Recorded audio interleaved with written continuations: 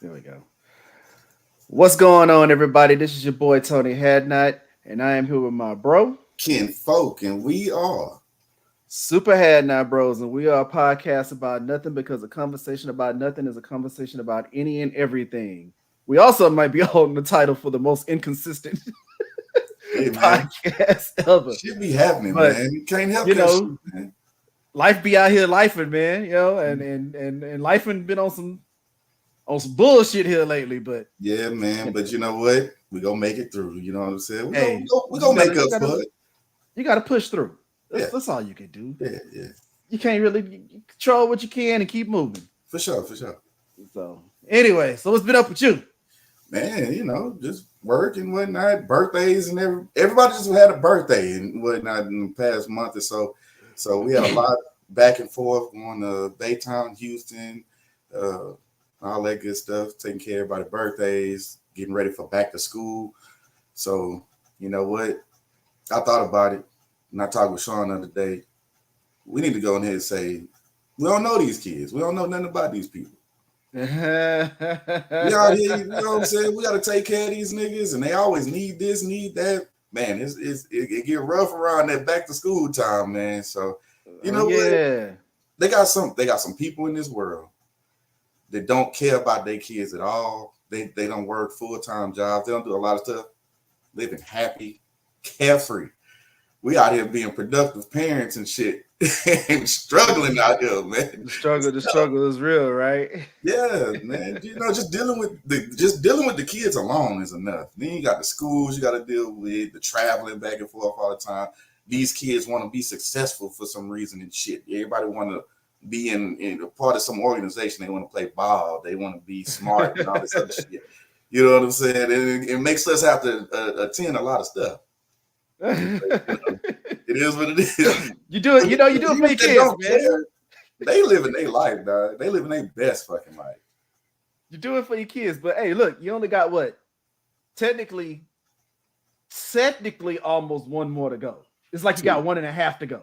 Yeah. Because Casey is Casey gonna in her graduate senior this this year. December. Oh, she graduated early. That's right. She graduated early. Yeah, but she can't do nothing until spring. Okay. Well, here, this is how you look at it. She's almost out the way. You only got one more. It seems like it's like not that far away, but because Casey graduating early, Kaylee don't graduate until 25. So she's not. So she graduates the next school year. Kaylee is a junior. Okay, so yeah, next year. Okay, I see. Right. So she'll graduate in 2025. Yeah. Well, You know what I'm hey, saying? still, like that's it's not bad. I mean, Yeah. you're doing a good job with your kids. So Yeah. and you got one already going off to college. You Yeah, got one man. that's about to get ready to go to college, and Yeah. you just got to deal with that last one. Yeah, And I went and then seen him yesterday. yeah, I know. I seen that. I heard that he cut his hair. he Yeah. he talked to his auntie last night. Yeah, he looking hella grown and whatnot now. I know I ain't seen him in so doggone long. Last time I saw him, he had a little muscle definition in his arm and stuff. I Yeah, was he like, look trying, at he you getting there. trying to get your little grown man on. Yeah, man, he out there doing it. Out there That's doing what's up, man. it. Yeah. I am not mad at it. All right, so what you want to talk about, man? So I don't. It's something I've been wanting to talk about, but since it's been a few weeks, it don't really matter. We can still throw it out there. Let's But go. we was talking about the music on the last time, and I saw an interview with God damn it, what's my man name? From Goody Mob, Big Gipp. Oh, Shout Big out to Gipp. Big Okay. Gipp. He was doing an interview, and they was talking about the rappers and the 50 year anniversary and whatnot. And somehow Khaled be getting put in there, and he kept it 100. And I think he was the first artist I ever seen that said something about Khaled that, What'd he say? and they ain't no artist. He ain't no DJ. He ain't no producer. He ain't none of that shit. He's just a motherfucker who had some money and was just like, hey, I want you, and you make a song, and then I can say nigga all day. And I don't like the fact that he just blatantly just be like, Yeah, nigga. Chill out. Somebody need to punch him in his goddamn mouth. But yeah. other than that, I felt like he was the only one that kept it real because he don't need Khaled to help his career and boost his shit up because Goody Mob is just Goody Mob. And them niggas was gonna be at the top either way. So how did you really feel about like DJ Khaled specifically? How I felt about DJ Khaled? As they put him as an artist and whatnot. I mean, I do agree with that because that's not to say I'm not very familiar with DJ Khaled, so I'll say that first, right? Like I know he's been around for a long time, and I'm pretty sure maybe in the beginning of his career, like before he had a name, right? I know he used to rock with like Terror Squad and all them, like old school Terror Squad, like Fat Joe and Cuban Links and all them. And I think he was DJing at that time, but it was kind of like they go to the shows, he on the ones and twos. Now, as far as right now, I could probably agree with you there. Like I could agree with Big Gip there. Like he, technically all he does is just do collab. Like I don't know if I want to call it a collaboration, but it's it's compilation work. So you get all the what's up? What's going on? But you get all of the A-list hip hop artists, especially like when was DJ Khaled like super hot? Like around 2008, 2009, when Drake was all kind of fresh on the scene, Yeah. Like, him and Rick Ross and Lil Wayne and all them, like when he did all those songs, it was just kind of like he was just doing a compilation. So he just kind of slapped his name on it. He just got super hot. That's now from a mark. I can't be mad at him because from a marketing standpoint, hey, it worked for him. He sold. But I mean, to call him an artist, I think that would be kind of hard to do because I don't really see him creating any art. Now, I could be corrected. I'm not saying that he's not, but from what I'm seeing from surface value, I can't call him an artist. He's not. Like it's been confirmed. Like the production and all of that shit, he hires other producers to do the job. He just be like, I want to hear this nigga. And in order to get all them cats on one track, you gotta have the bread. All he needed was the money to be like, I'll pay you a ridiculous amount of money just to get on this track and you good to go. And that's what he does. But that doesn't make him a collaborator or none of that shit. He just some spoiled nigga with money. No, I'm not mad at that.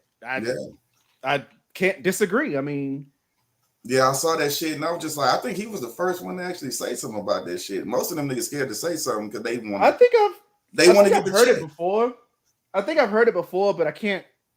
I don't know if it was on like interviews or maybe just through conversation. Right. But I mean, I've heard it before, but it was just kind of like little buzzes here and there. But I can honestly say that I can't. I'm not gonna say that he's right or wrong, but I cannot disagree.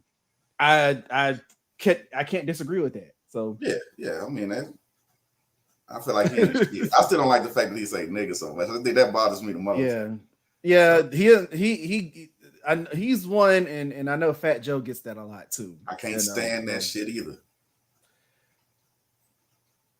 I don't. It's whatever. I don't even care about. All I'm saying is, to anybody who is non-black or whatever, y'all can have y'all little black friends, y'all token black friends that give y'all a pass and shit. That pass ain't universal, my nigga. It ain't. So try it if you want. I feel that. I definitely feel that. Well, yeah. Speaking of which, so have you been seeing the? I mean, it's been all over the news, and a lot of people are really kind of feeling nonchalant about it. But have you seen about the alien shit? Of course, of course. Well, so what you feel about it? Like, because what I got out of it, why is it coming out now? I mean, just in general, like, how do you feel about it? So I feel like it's coming out right now because we need somebody who's going to attempt to, put a stop to racism. You know how you stop racism? Slap some aliens in the mix. So you watched Independence Day recently, didn't you? No. Well, because you remember Independence Day when the aliens came and the president was like, "Yeah, it used to be an American holiday, but it's for the world. We protected each other. Like, you know, it's Independence Day for everybody. Right. But you know, everything is going crazy. You got all this shit. Everybody threatening to throw their nukes out there and shit like that.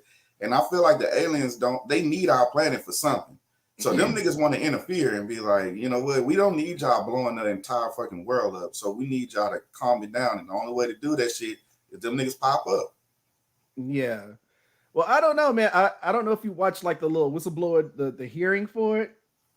I watched a little bit of it. I need to go back and watch like the full thing because I didn't like the fact that they were so nonchalant about the shit. It was acting like it wasn't no big deal. This is what I got out of it. So I watched the whole thing. I was kind of in and out of it. So anybody watching this, y'all can correct me if I'm wrong or whatever I say. But what I got out of it was, dude was basically like, man, people in the I worked for the government.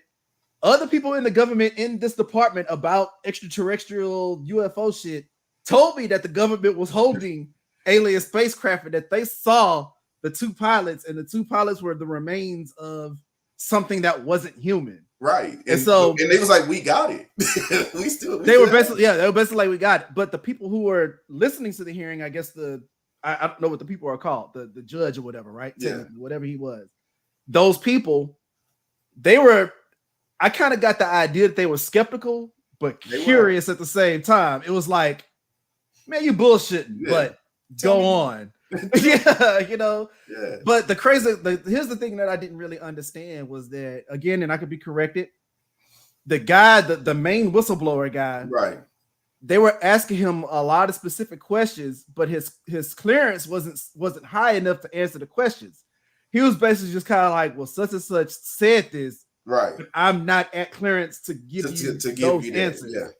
So it's just so to me, it still feels basically up in the air because it's like, okay, well, when is somebody actually going to get straight to the point and be like, what the fuck is the government holding if they're holding this shit? You know what I'm saying? They can't. They got to gradually get us up there. Like they just started doing the UFOs. A lot of this shit about all of the fake videos about going to the moon and all that shit, all of this shit is being confirmed. They giving out a lot of information. You remember they was saying we'll give y'all the fucking documents to the assassination of JFK, but you know all of the shit was still redacted. But they was like, we'll give y'all the fucking information. It don't matter. So now they just gradually starting to just throw shit at us, but they just getting us prepared. Or maybe somebody got to just keep some. I think what the problem is, somebody really has to go lay on the sword for the country, for the people. You don't have to, but I don't think nobody wants to. Yeah, you don't have to. They go let us know. They just did. Marvel just did the scroll invading. So you know what I'm saying? I'm only like 2 episodes in. I keep falling asleep on it because I'm watching it later at night. So I can't talk about it yet. That's fine. I can't talk about it yet. I'm not gonna tell you how I feel about it. Dude. But I have seen like the first couple episodes, and I kind of already got like the idea of the premise of it and all that stuff. So basically saying like, you know, everybody around you ain't, you know, who they seem to be. And the other movie just came out. They cloned Tyrone. Yes, we could talk about that. I actually watched it the other day. All right, so lay it down. Good fucking movie, man. Told you, man. Good fucking movie. I liked it. People was looking at it from a very, very, very surface point of view, basically saying like, "Oh, they cloned him," but the truth of the matter is that no, that's not what's going on. The moral to the story is that I think that us in the hood basically we're marginalized to be in this area because we're, I don't know, I guess a threat to society or we're oppressed and so on and so forth. So in order to keep the country safe, to keep us out of the nice areas and so on and so forth, they keep us in the box so that this Tyrone character, whatever the stereotype may be, the drug dealer, the pimp, the prostitute, whatever. The prostitute was not clone. She wasn't a clone in the movie, but like I'm just going off of the premise. Like right, but I'm just saying she was not part of the thing. But the ideology of these stereotypes in the hood is that okay, well, this big drug kingpin could die today, but somebody else is going to take his place. Put him right back. And he's going to keep doing the cycle's going to keep going and over and over and over again. But for them, they needed that shit to happen. That's what they need to happen. Right.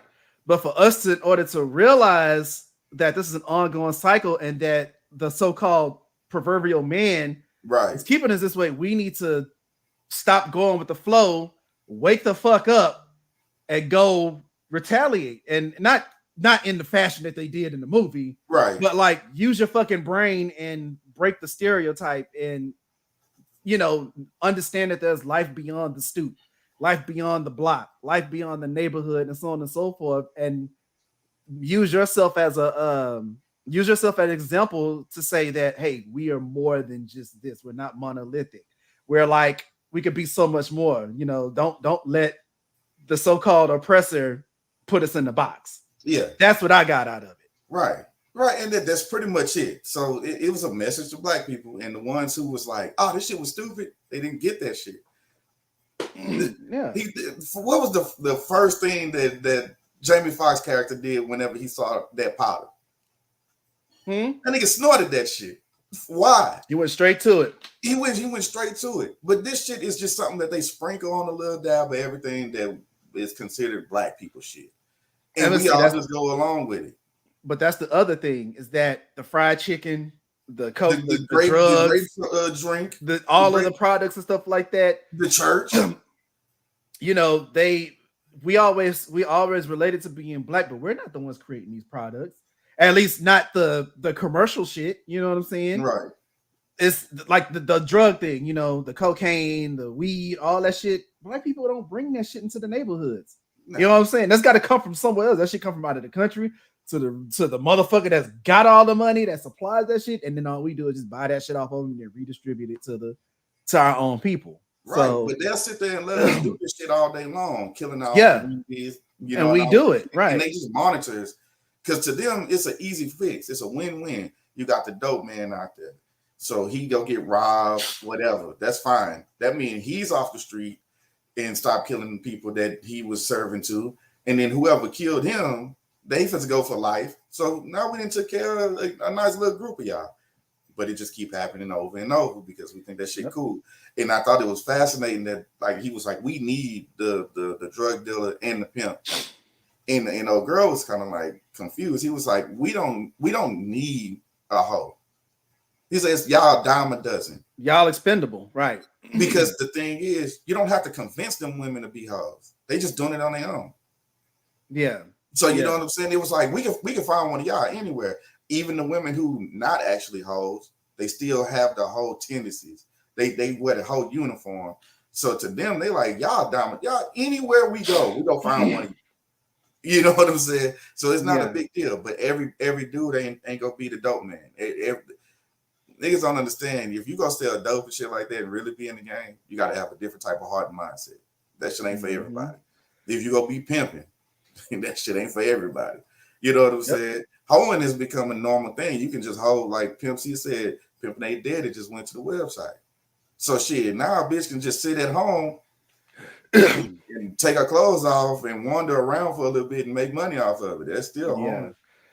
And that was another thing that I saw. Like, I remember the scene where they were in the club. And for all those who ain't seen the movie, spoiler alert, like, don't watch this later if you haven't seen it. But like the part where they was in the club and they bust up in there and it was like, the DJ caught on to who they were. Somebody playing the music, alerted him and snitched, and he was like, "Okay, I'll take care of it." Yeah, he started playing the music, and so that was the other thing that was interesting. I was like, "Okay, so that's a shot at the record labels because that's exactly what the record labels do."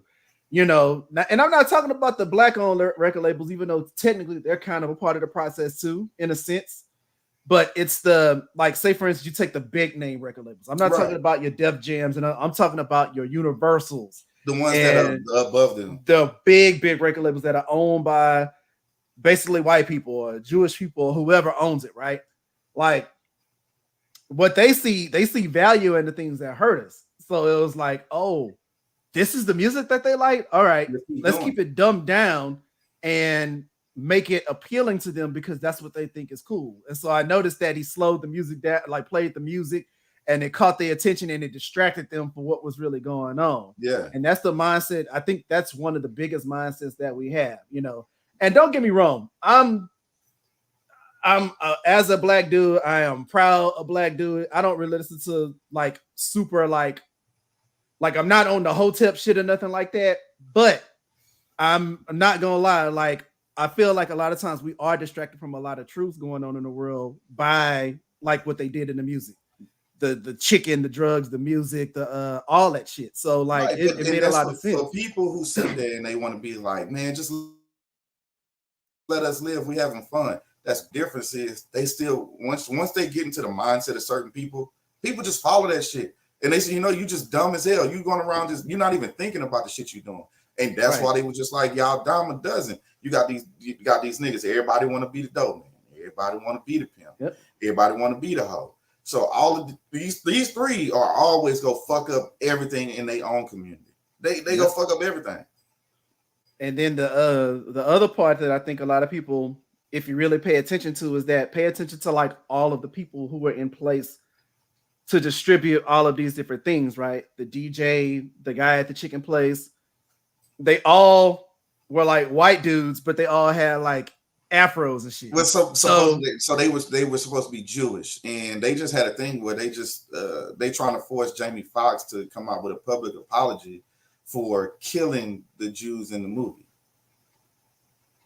Okay. I think I saw him put that on there. Yeah. Okay, well, they were supposedly Jewish, but like from what I saw, they had this big ass afro. It was like they looked like they was trying to be black. So to me, what I got out of it was that I didn't take it as white people culturally appropriating black stereotypes, but well, maybe it was, but it was like I guess maybe I looked at it a little too deep, but it was kind of like, again, oh, this is what they like, so let me do my best to kind of blend in and make them think. You know how easy it is for them to blend in, though. Like, to be honest, because black people, we just sit there and I'm not one of them, but it's just, and people hate me for that shit because I don't be giving nobody no credit for shit. Like, they'll be like, you see a white boy dunk, and everybody go, "Oh shit, nigga, I seen that dunk by black dudes 100 times." But that's the thing. I'm not seeing it that way. Like, I get what you're saying. I'm saying it's easy for them to blend in because we take them on in.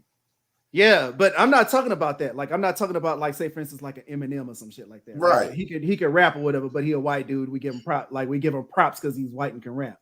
I ain't talking about that. I'm not talking about on a physical level. I think it was like we don't see the faces of the people who do this shit. Right. So we always associated with being black. And so, like, I guess those people in that movie were like a symbol of that. Oh, they doing black shit, but the truth is that they're not black. Right. That's what I got out of it. You know, like, say for instance, like Popeye's chicken, right? Like, when we look at the commercial, we love the chicken. The sandwich came out when we went crazy over that. So on and so forth. Show that black woman. And then we look at the commercial, we see that black woman, right? Yeah. So they make it look like it's a black owned, like it's black owned, and it's really not. So it's like this false, this facade of like black culture, which is, you know what I'm saying? Yeah, I'm having a hard time explaining it, but like, it was like going to the movies and watching Black Panther. Yeah. Everybody was wearing all that African shit and whatnot, and like it's not black owned. It's not a black owned movie. Like, like if you look behind everything, you look behind the mask, you'll see that it's really not ran by black people. Right. You know, that was the same thing with BET for a while. After Bob Johnson left BET, shit sold that shit, and it ain't been the same.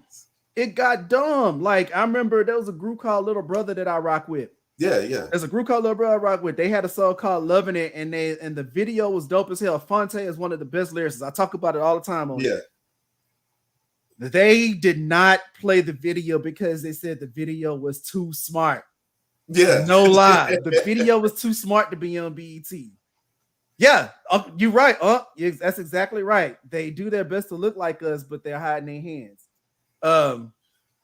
And that's so funny that we're talking about that, because I was actually just watching I've been watching like a lot of shit on YouTube, and I don't know if you watch like hip hop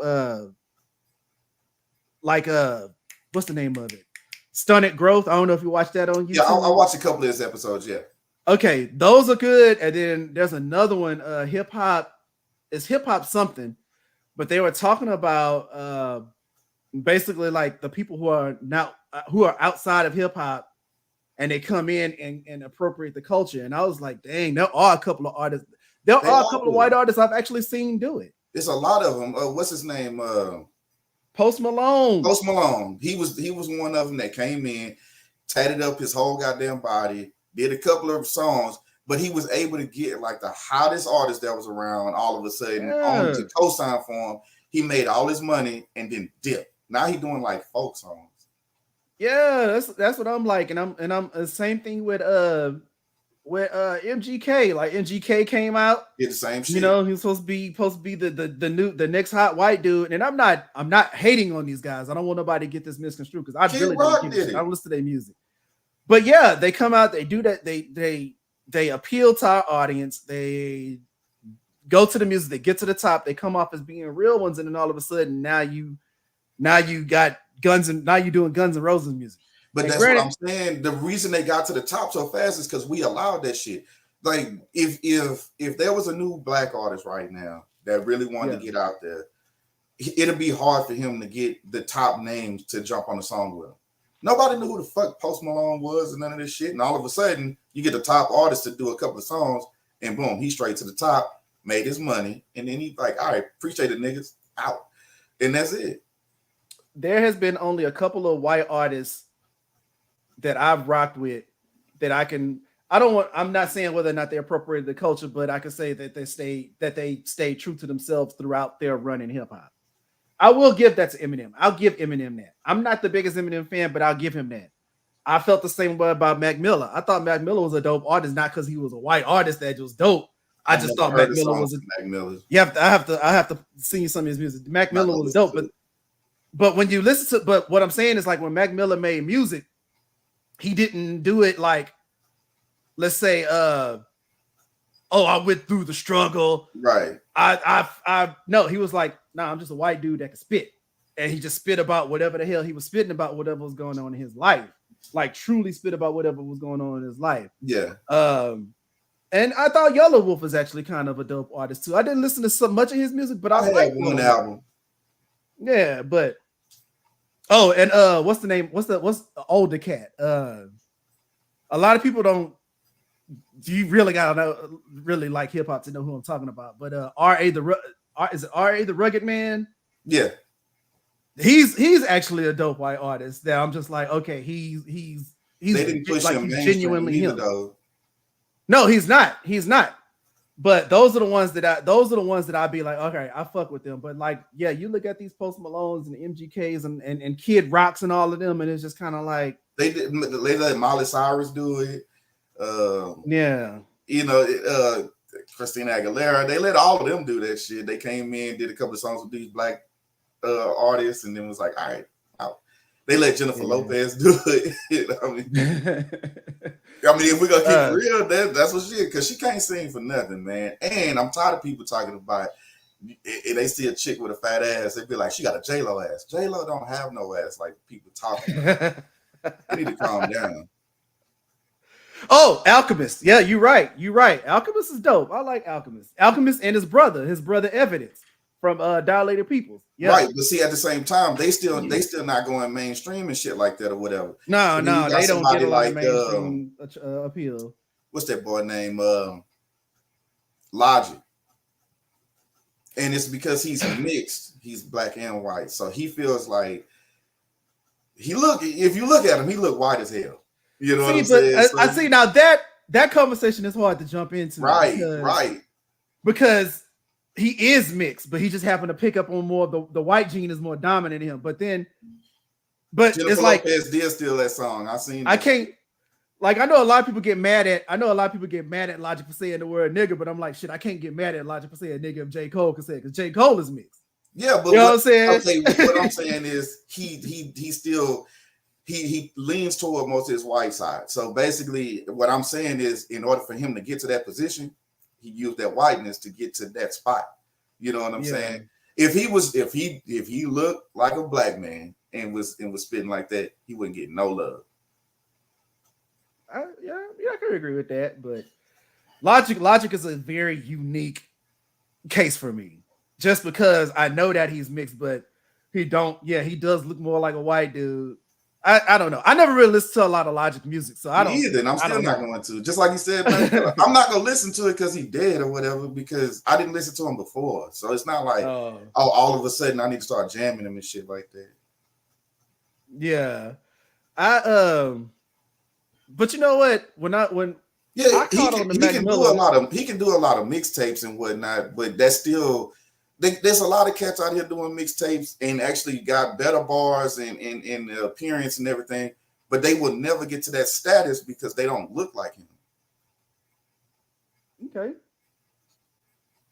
I can respect that. I respect all sides of it. So it is what it is. Yeah, But yeah, yeah. he's definitely a unique case. But I would have to go listen to his music to really I don't know anything about Logic like that. You know what I'm saying? Yeah. So now as far as Mac Miller goes, it's funny. I actually stumbled across Mac Miller like 13 years ago when because he was out around the same time. He came out around the same time. Well, shit, around the same time Drake and Wiz Khalifa and all them came out. And I remember I was just like trying to find like some new hip hop shit because I wasn't really feeling the music. But I was listening. I was on YouTube. Appreciate that, bro. Hey, be safe out there, man. Be safe.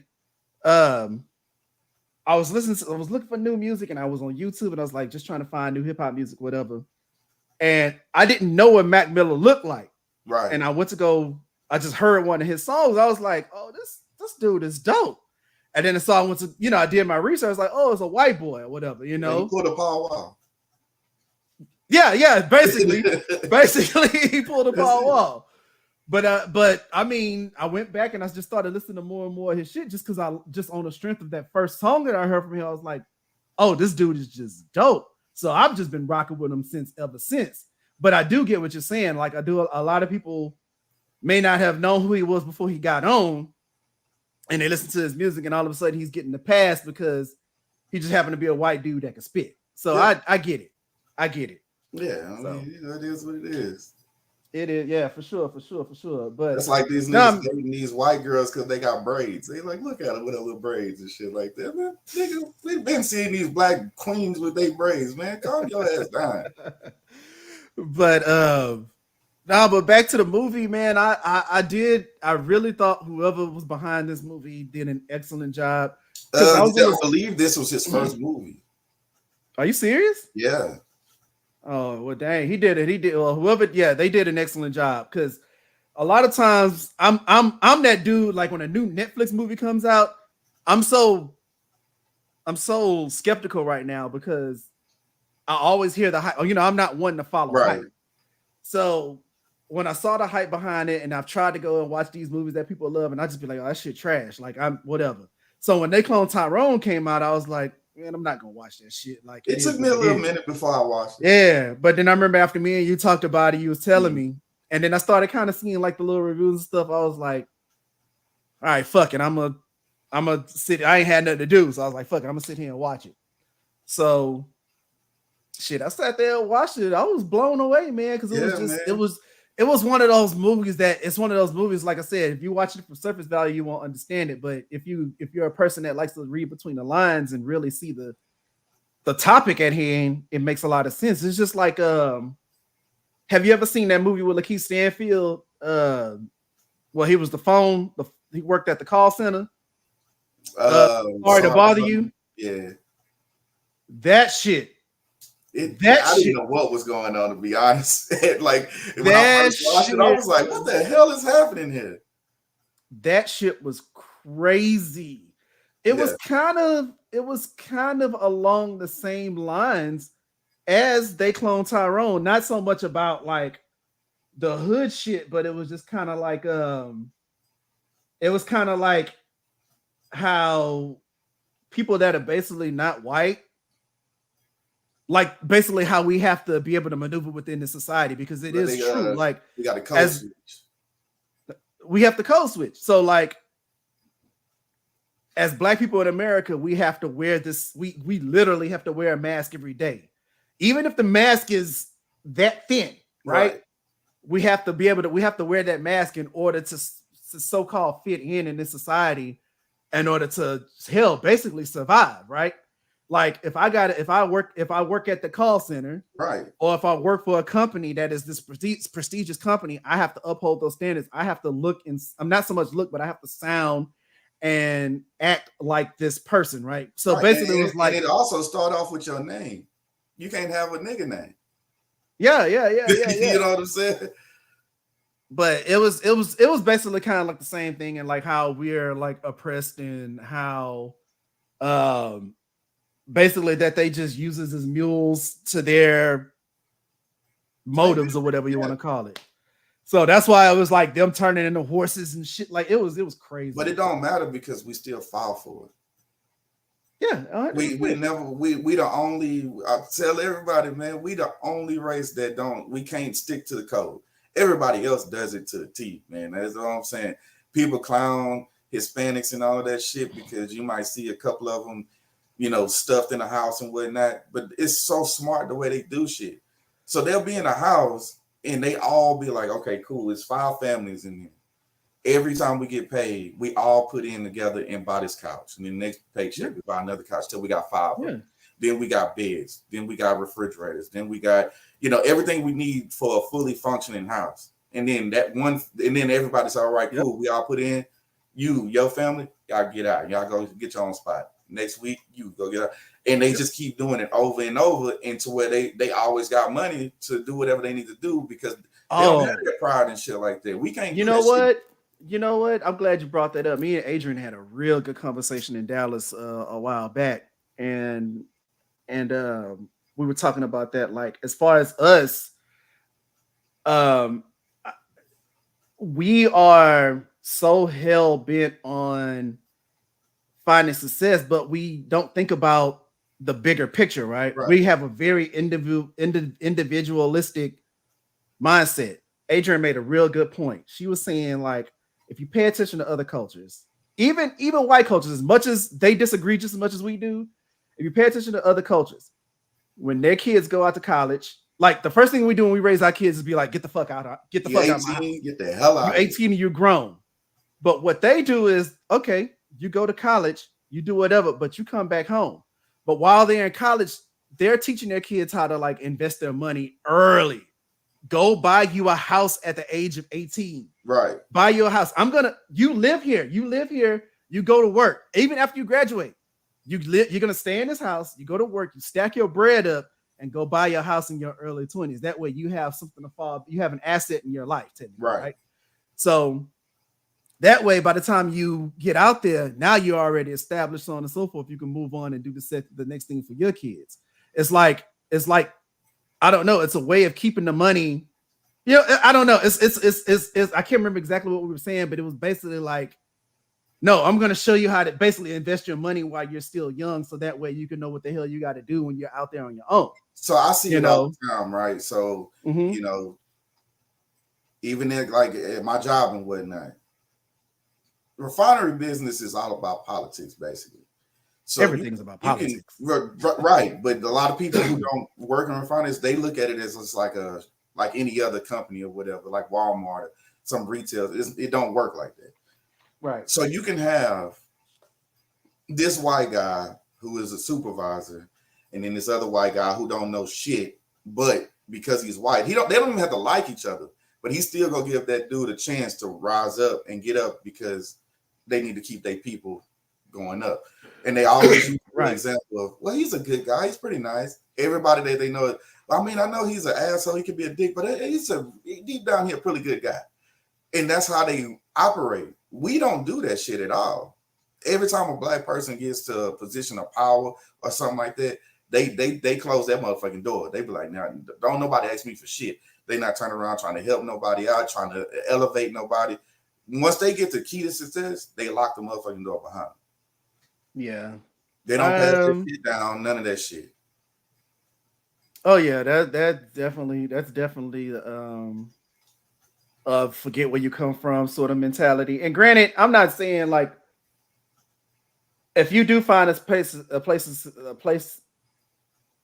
in success, right? A position of success, whatever you want to call it, as somebody trying to get on. No, you don't just let anybody on because everybody don't deserve it. You gotta pay attention. but you got to pay attention to the ones, if the person that you see is trying and you still not giving them a chance, I think that's just kind of fucked up. I'm not saying that people shouldn't work hard. People should work hard for what the hell they want. But, if you see somebody trying and they just having a hard time getting there, you're not saying that you should give them a handout, give them the tips. Show them the gift. ropes. That's it. Show them the ropes and just be like, this is what you need to do. I can only bring you so far, but I'm gonna help you. Right. But if you don't understand and don't know what's happening, you ain't gonna move forward. Right. But I mean, to just be like that is kind of fucked up. And I do think that a lot of our people do have that sort of mindset. We talked about this shit. What's the first thing they do as soon as they get some money? Like, I'm getting up out this motherfucker. I'm going to stay with the white folk. Yep. That's the first thing they do.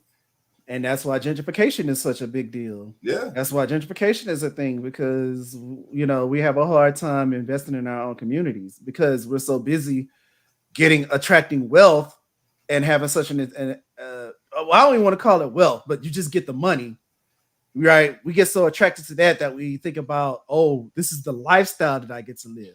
Not realizing that you can invest in your community and not have a lot of money. Right. All it takes is if I'm in a group, and I know me and you talked about it before, if I'm in a group of say 6 people, right, and I come up with an idea and say, hey, I want to run a juice bar on Washington Boulevard and 4th Street, right? But it's gonna take, let's say, I'm gonna throw a hypothetical number out there. It's gonna take $5,000 to get it started. Mm-hmm. If I ask you to put in $1,000, you to put in $1,000, you to put in $1,000, you to put in $1,000, we can get this thing going.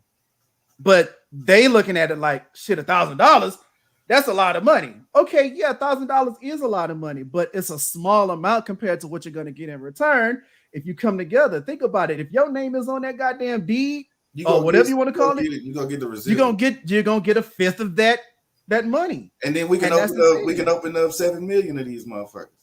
That's how you invest in your community, but see, we don't think like that, and that's, you hit it on the head. When other cultures do that shit, that's what they do, and that's why you see the convenience store owned by Middle Easterns and Koreans and so on and so forth, and all these other people in the hood, because they know where to invest. They know how to invest the money, and they know how to band together and make that bread together.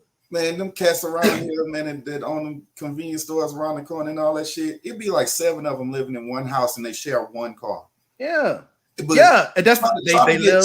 Try to get 2 black people to share one car. Man, I ain't sharing no car with that nigga, man. Yeah, but we're so busy because we got that. We got it in our culture to clown each other. Yeah. Oh, he ain't got no car. Oh, your car busted. Yeah. You ain't got no rims on your shit. Oh, and I'm just kind of like, that's weird. So yeah, I do feel like we do have an issue with investing in our own communities, and we have to do a better job with that. You know what I'm saying? So, but it's got to take a lot more than just talking about it. The action actually has to be done. Man, I'm telling you, I've been through it. When I talked to a couple of cats and gave them an outline plan on how we can take back over the neighborhoods with these corner stores and shit. They got a couple of empty lots around here and shit. Yeah. And I'm like, man, if everybody, you know what I'm saying, especially, and I'm just gonna say it, some dope boys. They bragging about how much money they making a month and this and that. All right, man, well shit. You making that? All right. All 6 of us, let's slap 10,000 together and buy that property and put a building over there. And then we have it. It's black owned in the neighborhood. You have black employees that work there, especially the one I'd employ the people that live in the neighborhood so they can walk to work if they ain't got no car. They go making sure they get there every day. Have somebody do security over there. The dudes in the neighborhood can do security. You know what I'm saying? The way I look at it, who they are. The way I look at it is the. Go ahead.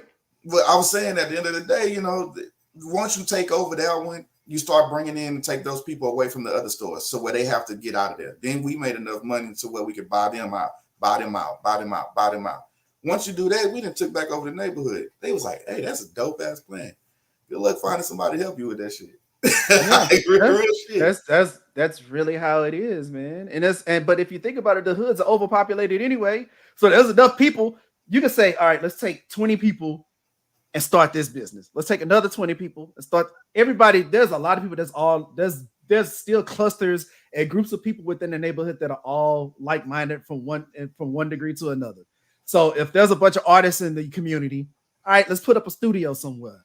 If there's people who enjoy car washes, All right, bet. Let's get 10 of us. Let's put in. You know, I mean, think about it. The more people you get involved, the less you have to invest individually. But the bigger your return is going to be after everything is all said and done. You just got to band together and stop thinking so single-mindedly. You know, and yeah, that's one of the biggest problems that we have, and I feel like that's all a part. I don't even want to call it the racist plan. I feel like that's a part of the classist plan.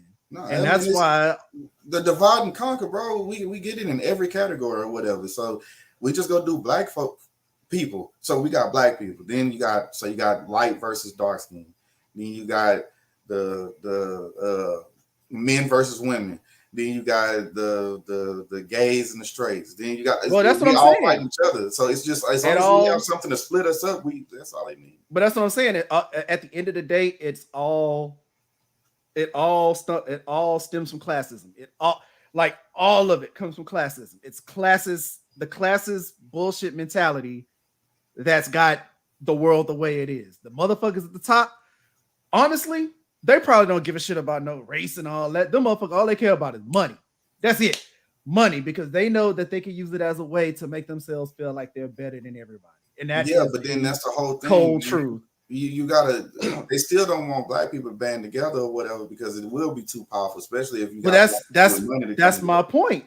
That's my point. It actually goes back to that movie they call Tyrone. That's the whole point. Is that we're the people at the top. We're the ones with all the money. So what we'll do is we got the money to invest in all of this stuff. That's why the record labels do what they do with the hip hop music, as far as like the mainstream shit, right? Glorifying all the bullshit. They find all these cats who don't have no money and be like, "Hey, look, man, I'll let you sign this deal for $4 million right now." Who ain't gonna turn that shit down because they don't read the fine print. They don't read that $4 million is used as your budget to do all of your promotions. Yeah, you gotta sell enough to make that shit back to make a profit to where we can start paying you now. That $4 million wasn't nothing but a loan. But that's what I'm getting to. Is like you take the hood dude out of the hood, you give him a record label contract. He's making a bunch of money, but he's not. He doesn't understand the industry. He doesn't understand the motives. All he sees is just the money and the lifestyle. And then all of a sudden, he out here making music about the shit that he lived through. And I'm not saying that these stories shouldn't be told, right? Like hip hop stories need to be told. That's one thing I'm never gonna be against. Like the way that they tell the stories, as far as like what went on in the hood. Now, the glorification of it, is a different story. That's why it was better. They would give you the aftermath of that shit. You know what I'm saying? Yeah. Everybody didn't make it. Like, you know, it's the glory. It's in prison. But that's what I'm saying. It's like the people at the top see the glorification of it and say, "Oh, this little dumb motherfucker out here making the music. Let him make the music and let them glorify the shit." Like, listen, Tekashi 6ix9ine is a golden example of that shit, right? Yeah. Even though he didn't snitch to the feds, whatever, I don't give a fuck about all that. What I'm saying is he went out there glorifying that lifestyle, calling himself a gangster, making it seem like it's cool to do that shit. And then all of a sudden, gangster shit follow him. Yeah, well, it happened to him, but like the people who follow him get involved because they believe him, they looking up to him, and now they out here doing the gangster shit and getting themselves. It's all a part of the classist plan. At the end of the day, that's all it is. And until we fucking wake up, shit ain't gonna change. Yeah, man. And I need that clip when who was that? That was Lawrence Fishburne at the end of the Spike Lee joint. That nigga was just yelling, "Wake up, nigga!" That shit was hilarious. School days. School days, yeah. At the school end, days, yeah. I say this. The picture is so much bigger than what we fight over. You know what I mean? Like what we fight amongst ourselves, what we fight amongst other races, what we fight against other sexual orientations, whatever you want to call it. The picture is way bigger than people think it is, and nobody wants to believe it because they think that when you're trying to speak truth, they call you crazy. Yeah, you know what I'm saying? So it's just like, well, you can't win for losing. So you really got to see it for yourself. You got to read between the lines and not really fall for the bullshit, you know? Yeah, man, because that's why, like, with Ice Cube going around doing his interview tour, I don't know what he been on damn near every podcast talking about, you know, the record labels and how most of them the ones we like Rockefeller and shit, they have money into private prisons, and so they hire the artists. The only music that they put out is music that's gonna land them in prison and other people in prison. And so it's a cycle that they make money off of no matter what. So like lately they've been putting, I'm not gonna say just Rockefeller, but a lot of these record labels, they put insurance, life insurance on their artists. And most of them are dying. So they get more money off this motherfucker being dead. So they go get the life insurance, plus they go be able to spin the music and make more money because once people die, everybody want to listen to their songs now. Now that you got that spin going, you made more money off of them dead than alive. And he's been talking about that shit, and I don't know how far it's gonna go, but people who saying that he's crazy. People saying he's crazy. Now here's the thing about Ice Cube that I don't like what people are doing. They're calling him a sellout because he recently went to go have a conversation with Tucker Carlson. Right. I can't call him a sellout on that. And I'm gonna tell you why. I'm gonna say this is why I feel like he can't be a sellout. Now is Tucker Carlson the person to talk to? Yeah. I don't know. The thing is, nobody listens to the interview. That's the thing. I listened to. I watched it. He didn't let Tucker slide with nothing. He kept it running. No, he didn't. You know what I'm saying? I guess no. I guess the right question is, people are basically saying like Tucker Carlson's the wrong person he should be talking to, and I agree with that to some extent because Tucker Carlson is somebody who's probably just looking for the media attention, right? Like even though the conversation is had, and that's why I commend Ice Cube. That's what I'm saying. The conversation. Well, you had the conversation. Yeah. You're having the conversation is on public television, and it is creating a conversation amongst everybody. So I can't call him a sellout for that, but I do feel like there are other people that he probably needs to talk to in order to start making things happen. But at the very end of the day, the things that Ice Cube is out here talking about and what he's trying to do to keep Black people out of being marginalized is that's what he's doing is what needs to be done. Is that a conversation needs to be had? We got to stop. I think we need to stop sitting here bitching and whining about what's going on amongst ourselves. We need to fucking have this big round table conversation with everybody and be like, yo, the world is fucked up right now. We don't feel like we're being treated the same. Something needs to change. But that's and I think that's what Ice Cube is doing. I think that's what he's doing. And I commend him. I think he's very brave because he's doing it unapologetically, he's doing it fearlessly. And despite what criticism he's getting, he don't care. He's saying, I don't give a fuck. Look, y'all not seeing the big picture right now. I see the fucking big picture. You are gonna appreciate this much later after I'm gone, and shit is and a change needs to start somewhere. And I don't mind being that motherfucker to go out there and do it. And he's doing it he's doing it alone. Well, but that's why he's going. Actually, he's not, but he's going there because if he was to sit around and go to like Sway in the morning, which I'm pretty sure he still will, but that's just him sitting at the table talking about it. But we're not talking to the people that we need to make the goddamn change. Exactly. So with that or whatever, you can't fault him for that shit. He has to start somewhere. Well, because didn't he have a conversation? Who did he have a conversation with before Tucker Carlson? He was talking about going like a couple of years ago when he had the agreement for Black people. I can't remember exactly what it was called or whatever. And he was like, I don't care who I talk to. I don't care if it's Bush. I don't care if it's Trump. I don't care if it's goddamn Biden. Who willing to sit down and listen to this shit?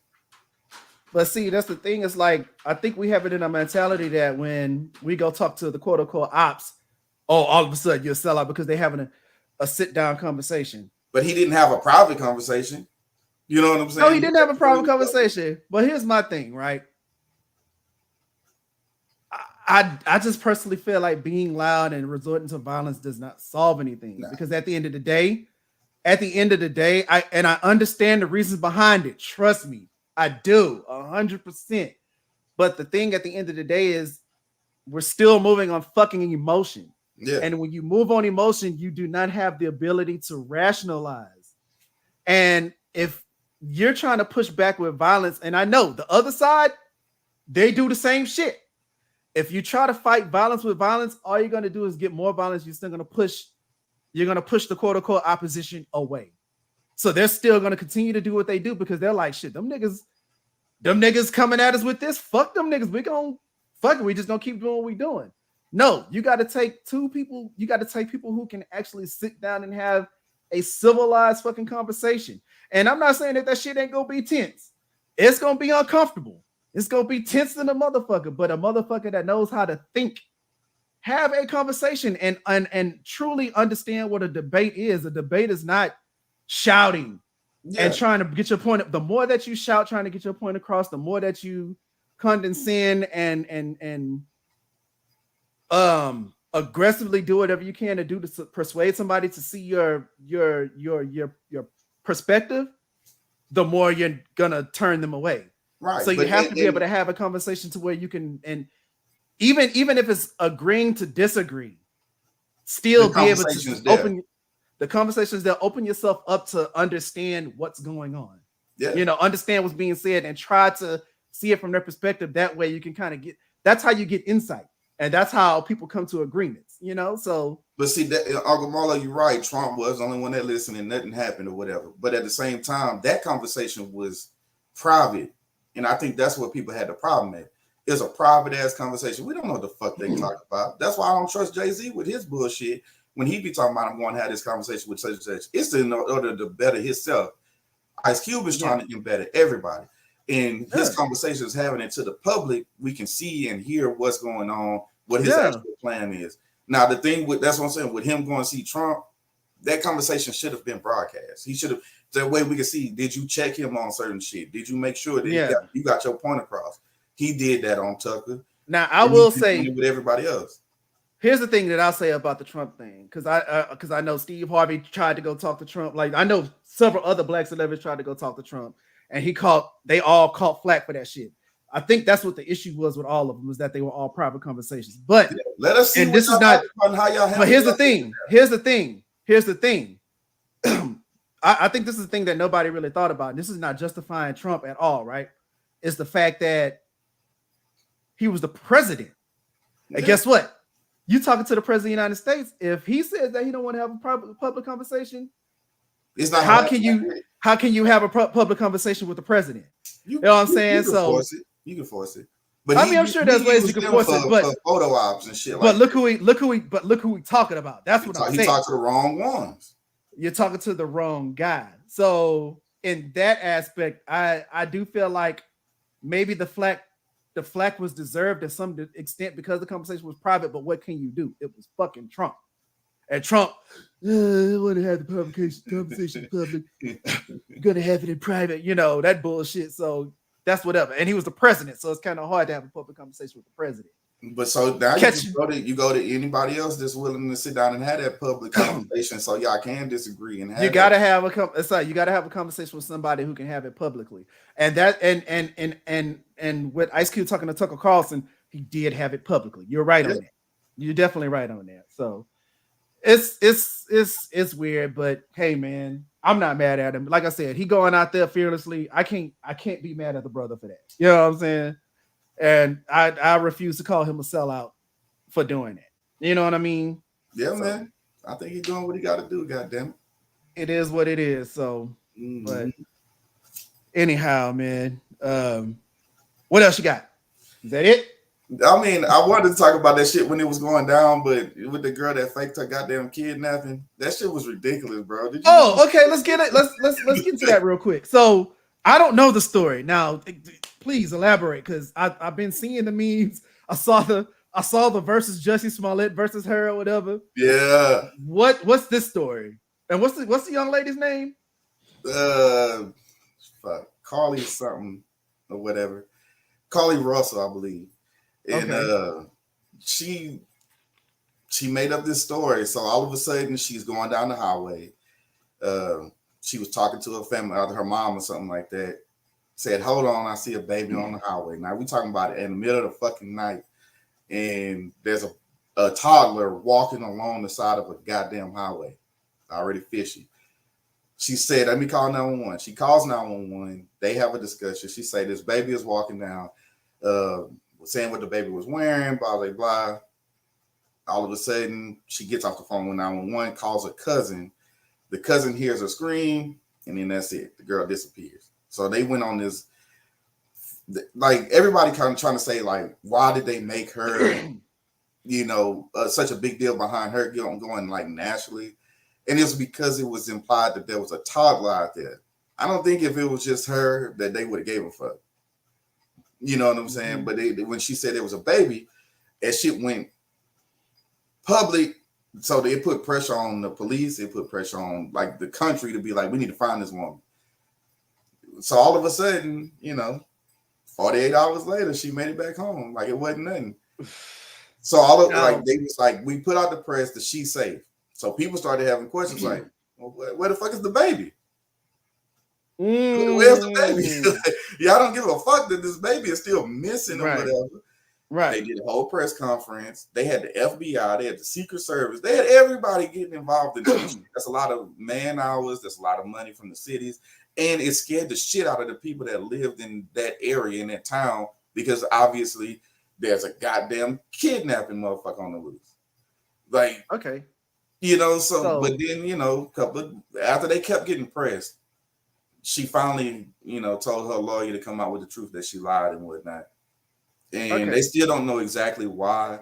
There's a lot of shit that, she was trying to get back at her boyfriend. He was fucking with a stripper or something like that. So she needed this attention.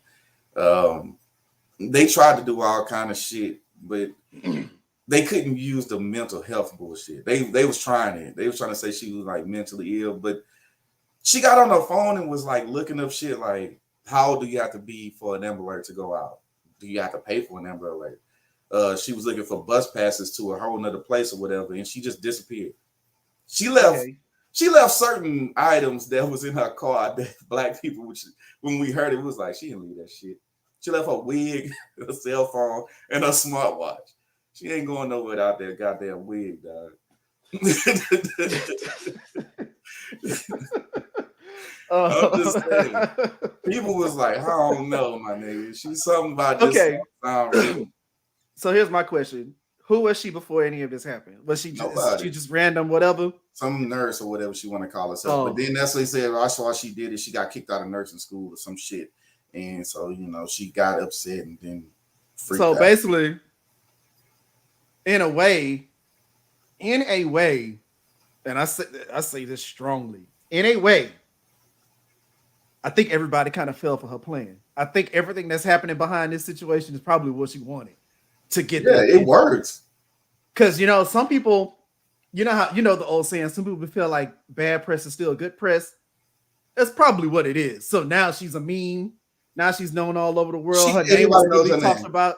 Yeah, and she probably took note from the Jussie Smollett thing. Like Jussie, I think he had the same idea, except that he was doing it for his contract. He was losing his contract on Empire and whatnot, and so he needed something to get his name back out there. And that shit backfired on him. It did.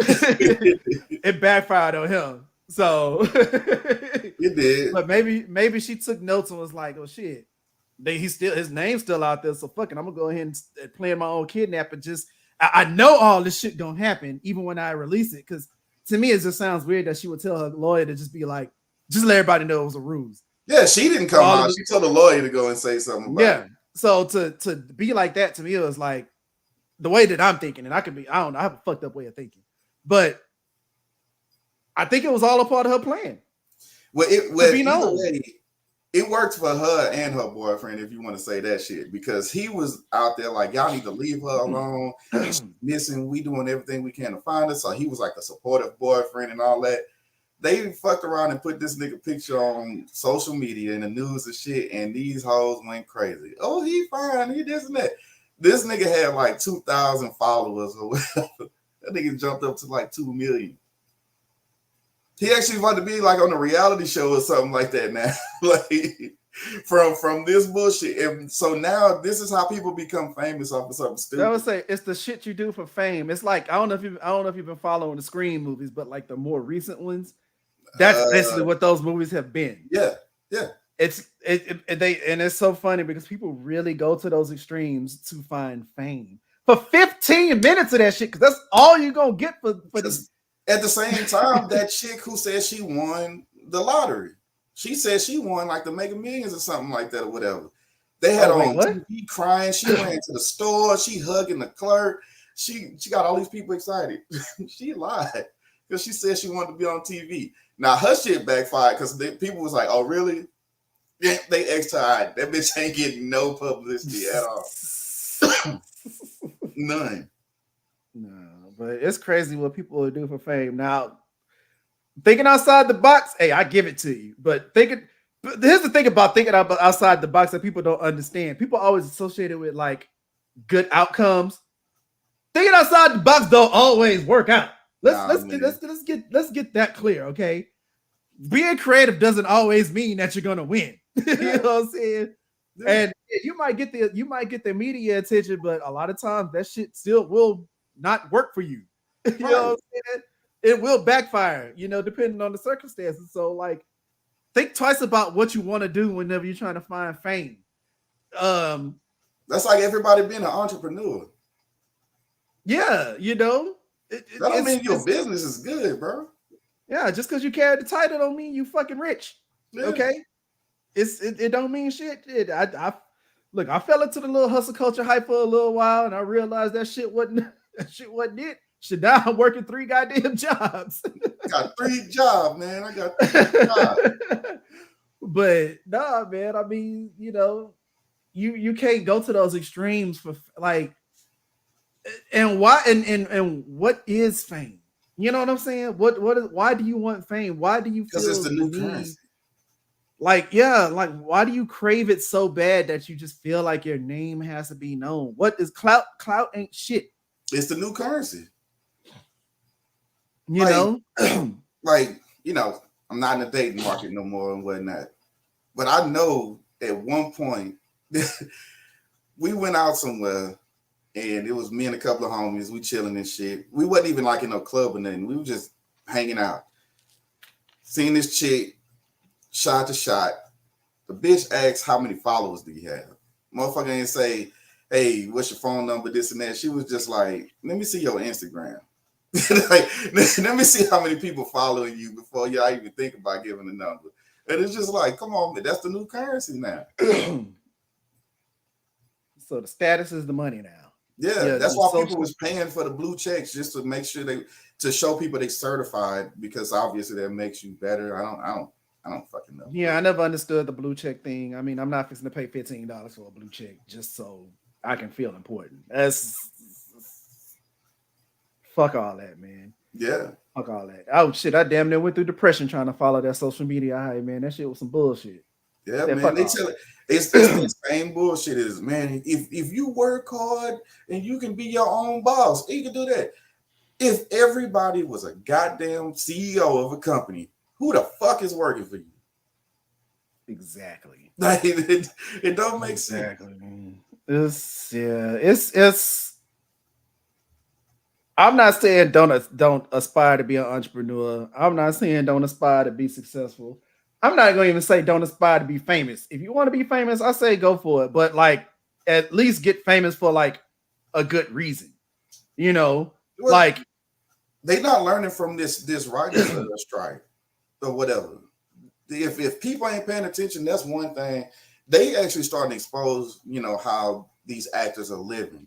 They don't make a lot of money. No, they don't. And here's the thing. A lot of money. Here's the thing.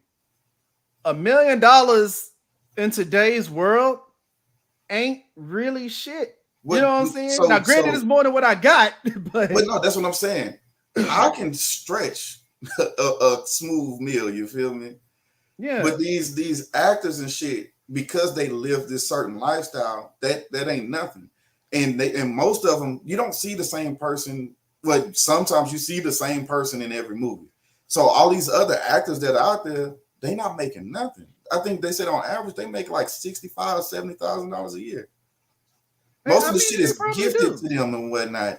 And then they have the guild to where, you know what I'm saying, they still get insurance. They got to get all their stuff through there. So they can go to the doctor. They can do all of this stuff so they can have insurance. Other than that, if they not in a commercial that's showing nationally or something like that, they not getting paid like something. Yeah, well, people think that actors and musicians and stuff like that they fly private jets and all that.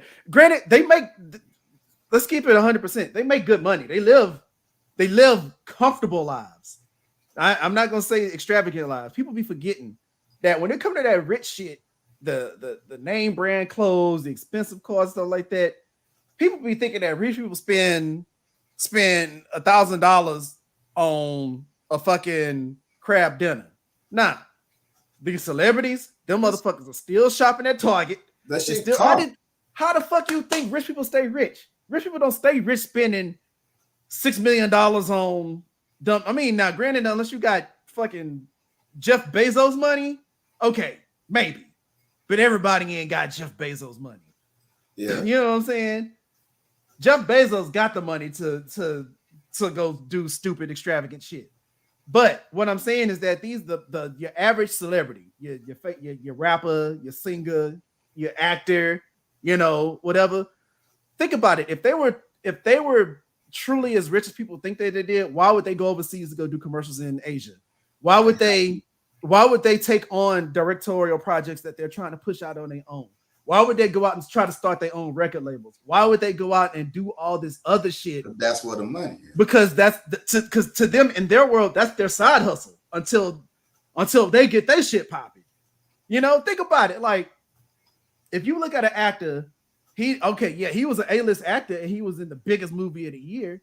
But if he decides to make his own project off of his own budget, that budget is gonna be nowhere near close as much as the budget that he acted in. Yeah. You know what I'm saying? Because he funded everything on his own. That's why when you see these movies directed by such and such, I'm not gonna say like Denzel, because Denzel kind of he had a different breed. But like, let's say like I don't know who's a famous actor that's not quite Denzel. Come on, give me a name. Okay, let's say a Don Cheadle. Like if Don Cheadle went out there to go do a project on his own, he wanted to direct a movie and so on and so forth. He's only going to be able to fund it so much. So the budget is not going to be like, you could tell it's basically like a lower budget movie, you know. And if he does get actors on his level in the movie, it's probably because he has a great relationship with them, and then because he's just paying them buku money. But even though they with that, he's under a Marvel contract, so he probably can't even do other shit due to his contract. But the point is that world, that Hollywood, that all of that shit is not what it's cracked up to be. The people who are really making the money in those businesses are the people that you do not see. You know, not even the writers. I'm talking about the one that shows at the beginning and it says a such and such production. Nah, it's not even them. You know, I'm talking not them. I'm talking about how, like, before all the movies, you see Weinstein on that motherfucker. Yeah, it's because it's not even. I mean, the studios make a lot of this. Let's not get it twisted. The studios make a fuck ton of money, but the studios don't even have the money like that because they're only getting a certain amount of profit off of it. You really think about how the movie industry works, or really any industry works. If a person has an idea to make a movie. Right, I'm fixing to give it to you from the bottom, and I'm not even experienced, so anybody can correct me. But I think I know how the process works. Right, if somebody comes up with an idea, word, I don't know what happened. You froze. Am I back? I think I just came back. Yeah, you back. Okay, where did I leave off? You're right at the beginning. Okay, so basically. You have to come up with the concept, right? You write the story, you write the script. Once you write the script, now you got to pitch it to somebody in the industry, whether it's an actor, a studio, so on and so forth. Now, once it gets to those people, we're thinking that they're the ones that got the money. Nah, they like, let me pass. All right, this is a dope idea. Let me pass it on. And they pass it on to the studio head. It still got to get not even. It's before that even happens. Yeah.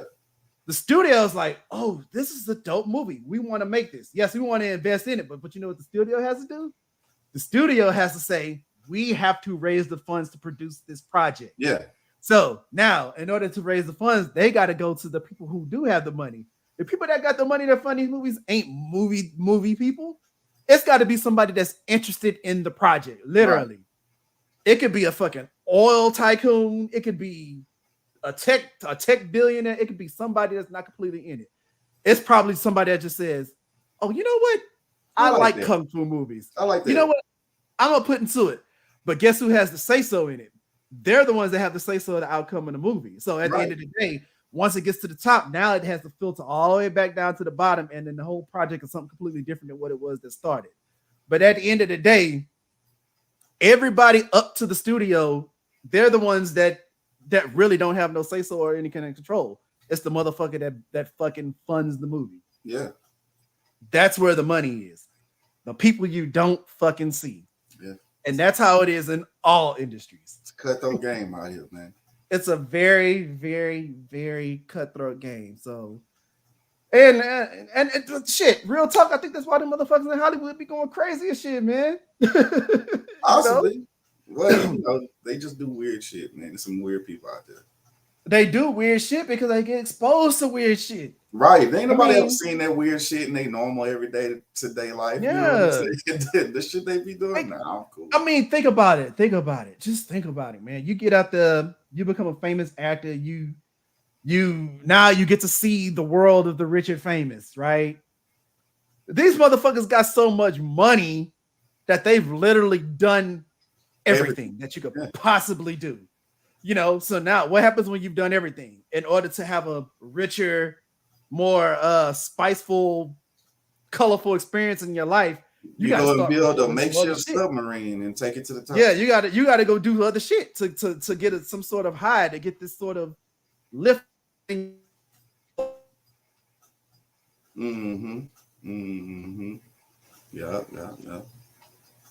Right on, show you right. Well, you said a mouthful there. Yeah. I know, I just cut out. I saw it. Keep it going. But yeah, you gotta go get into the weird prostitute, weird sex shit, drug shit, weird shit, you know what I'm saying? So I don't know. Oh, speaking of which, and I ain't gonna stay too much longer because I'm thinking about going to the movies. I'm thinking about going to see the Ninja Turtles movie. But I'm gonna wait.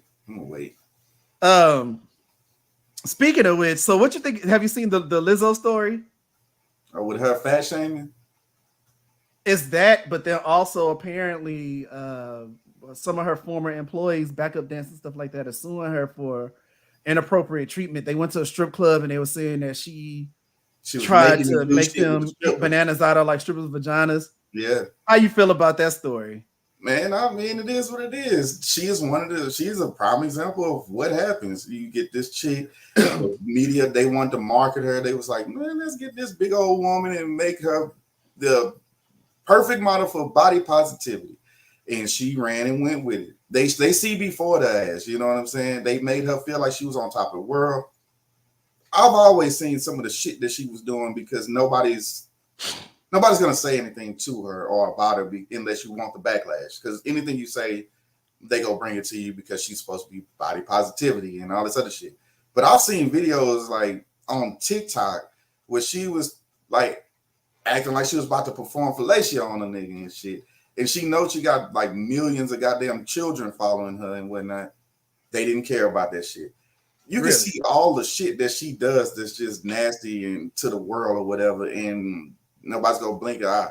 So like when she went to the basketball game with her bare naked ass out and sat down on that chair, nasty motherfucker. You know, they did that, but you couldn't say nothing because you couldn't say she was fat. They were like, if she was a small woman, nobody would have said nothing. Yes, there's kids around. And don't sit your bare naked ass on nothing. So, you know, but to me, it's one of them things.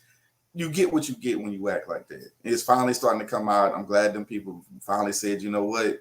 We can't take this shit no more. We go be the ones who go out there and expose this motherfucker. And, you know, having your dancers eat fruit out of somebody's vagina when they don't want to, that's ridiculous, bro. I don't know how to feel about it. Because, like, you know, without actually being there, who am I to judge, right? So there's one side of me. After watching her on TV and social media and stuff like that, I can honestly say that her personality can be a little much. So I'm just kind of like, whatever. All right, I do kind of have and look, call me a hater. I don't give a fuck. Whatever. I do feel like that once she found the fame, I personally feel like it got to her head a little bit. Look how fast she got pushed to the top. But it's just looking at the way she talks and so on and so forth. And granted, she may have always had that colorful personality. Maybe that's just how she is. Whatever. But as far as this, and yeah, the basketball game shit, I don't give a fuck what size you are. I just felt like that shit was just clearly out of taste. Period. Children are present. That's the whole thing. But to this whole situation, here's how I feel about it. Because I feel like she's being sued, and she may have done that shit. But I do feel like she's trying to fight it in court. And I feel like personally, here's the thing. I think that the backup dancers and former employees wanted to settle out of court, but she's like, nah, fuck that. Lizzo's like, I'm not settling out of court. So there's two ways to think about it at this point. One way is if she's refusing to fight it in court, then maybe she didn't do it, and she's trying to prove them that she didn't, like prove everybody that these people are just trying to get money out of her. Or two, if she's fighting in court, then maybe she got some strong trust in her lawyer. She must got Johnny Cochran's nephew or some shit. It don't matter, but the allegations ain't going as far as it would if something else was to happen. So the media is still keeping it hush hush because they scared to say something. And that's what I wanted to say earlier about like how with Ice Cube going out there talking to the media and shit like that. I feel like a lot of them he probably want to talk to. They just don't want to have him on. Their bosses are saying we don't want that nigga coming up here talking about this shit. Yeah. They still got people and whatnot. So they keeping that shit under wraps. And I believe with her shit, they keeping her shit way down. It's a couple of people talking about it, but it's not being blown out of proportion like a R. Kelly type situation. And here's the other thing about the media I think a lot of people need to understand is that, for one, don't go off of the fucking headline because that's not telling you everything. Yeah. Read the story. Pay attention to what's going on. And then even in that, take that with a grain of salt because you got to think about the publication and who's reporting this shit. You got to remember, certain areas are biased and certain publications and media outlets are biased into certain things. Yeah. So you have to, really and truly, honestly, and I know this is very, very hypocritical and contradictory. Nobody should really give a fuck about what's going on in these people's lives anyway, right? Like I don't give a fuck. Like the Usher thing and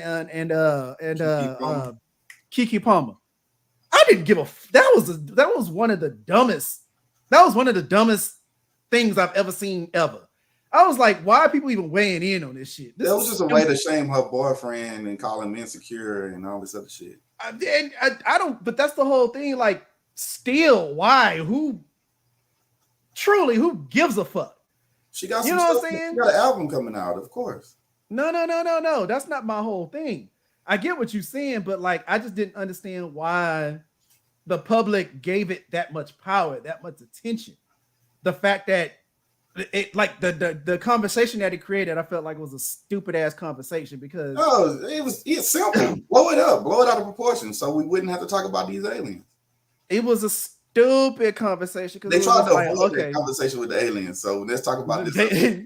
They may have, but it was like, okay, so she decided to wear the thing and whatever, and Usher serenaded her. Okay, if that's how that man felt, that's how he felt. But if that's how she wanted to dress, that's how she wanted to dress.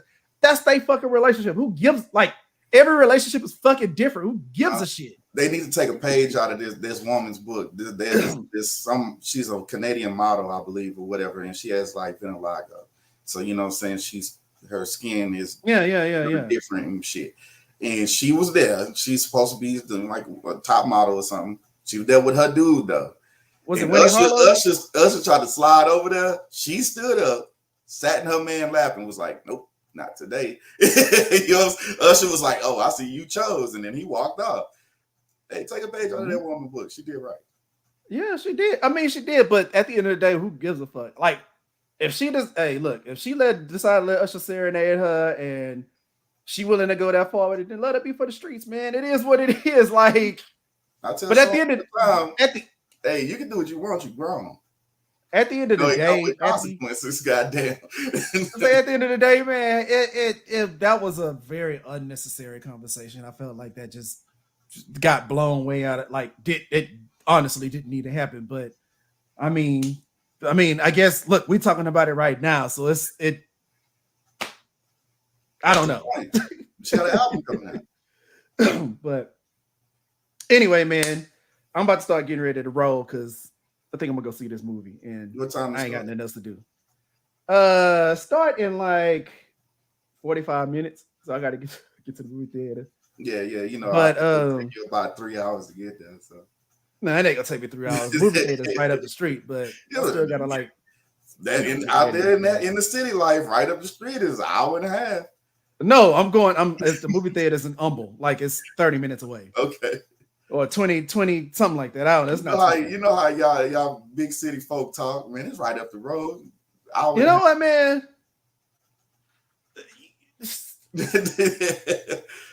It depends on where you are. I live in Humble. I don't live in Houston. So like right.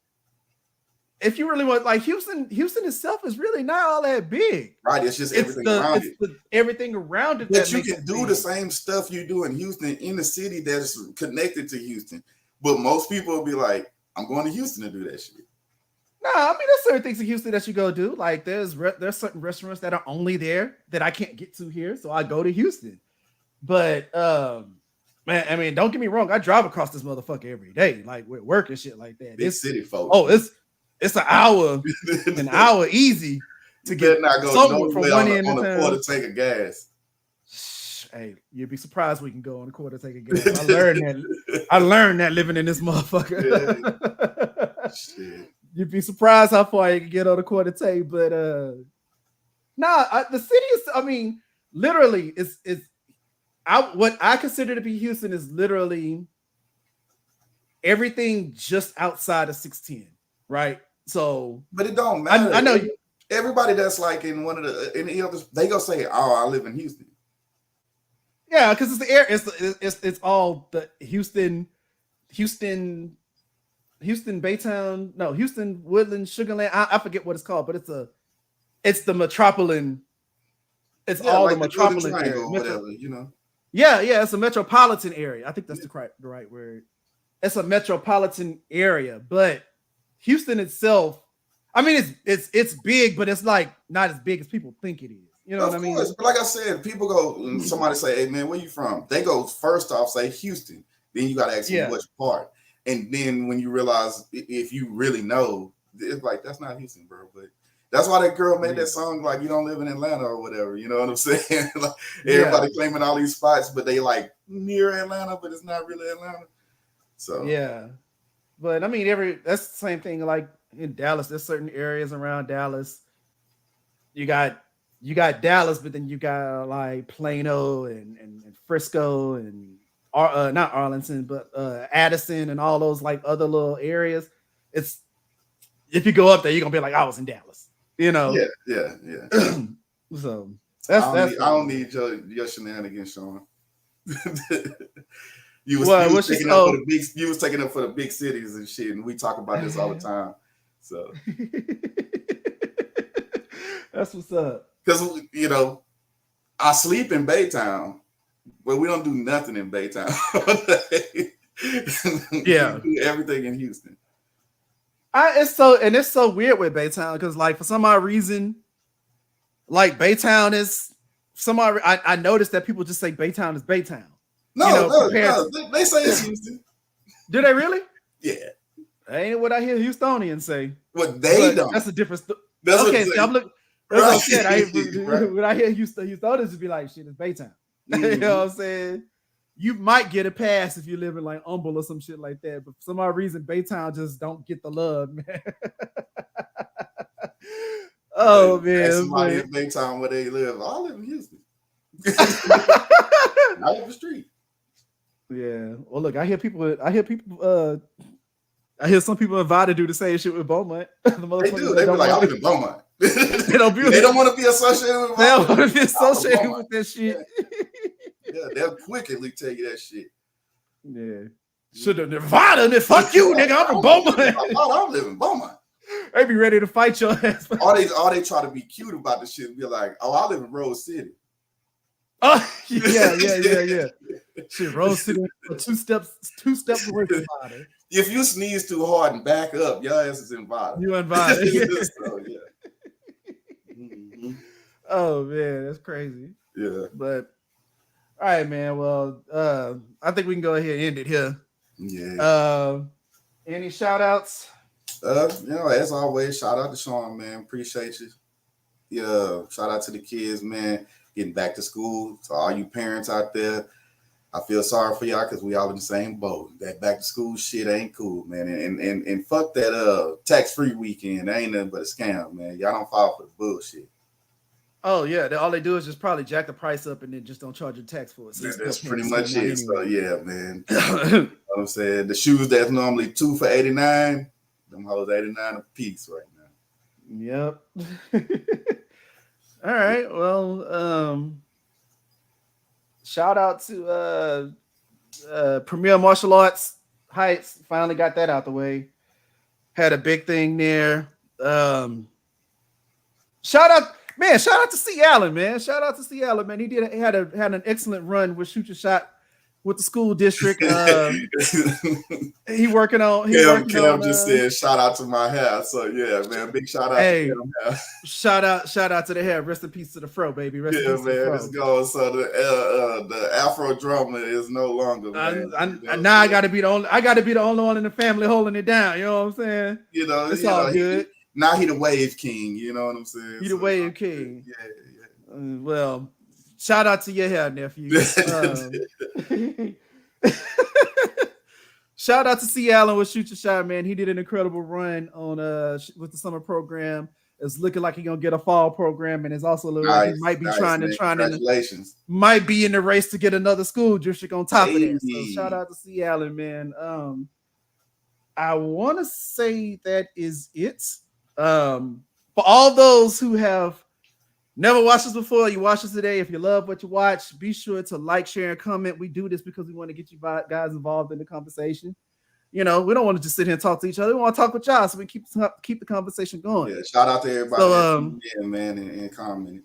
Yeah, and if you are on YouTube, or hey, shit, if you're on Facebook, follow us on Facebook, man. But if you're on YouTube, hit that subscribe button. It don't take but 2 seconds. Now, granted, I don't know when we're gonna come on again. We're a little inconsistent right now, but we will come back.